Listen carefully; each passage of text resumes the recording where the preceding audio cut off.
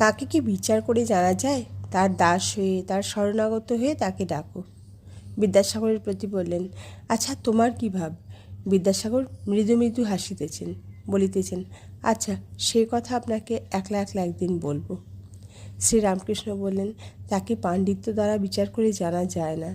এই বলিয়া ঠাকুর প্রেমোন্মত্ত হইয়া গান ধরিলেন, কে জানি কালী কেমন স্বরদর্শনে না পায় দর্শন, মূলাধারে সহস্রারে সদা যোগী করে মনন, কালী পদ্মবনে হংসসনে হংসীরূপে করে রমন, আত্মারামের আত্মাকালী প্রমাণ প্রণবের মতন।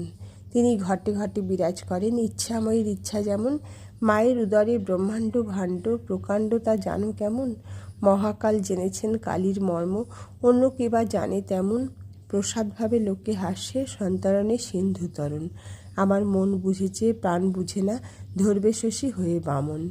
দেখলে কালীর উদরে ব্রহ্মাণ্ড ভাণ্ড প্রকাণ্ড তা জানো কেমন, আর বলছে স্বরদর্শনে না পায় দর্শন, পাণ্ডিতে তাকে পাওয়া যায় না। বিশ্বাস আর ভক্তি চাই, বিশ্বাসের কত জোর শুনো। একজন লঙ্কা থেকে সমুদ্র পার হবে, বিভীষণ বলে এই জিনিসটি কাপড়ের খুঁটে বেঁধে লাও, তাহলে নির্বিঘ্নে চলে যাবে, জলের উপর দিয়ে চলে যেতে পারবে, কিন্তু খুলে দেখো না, খুলে দেখতে গেলেই ডুবে যাবে।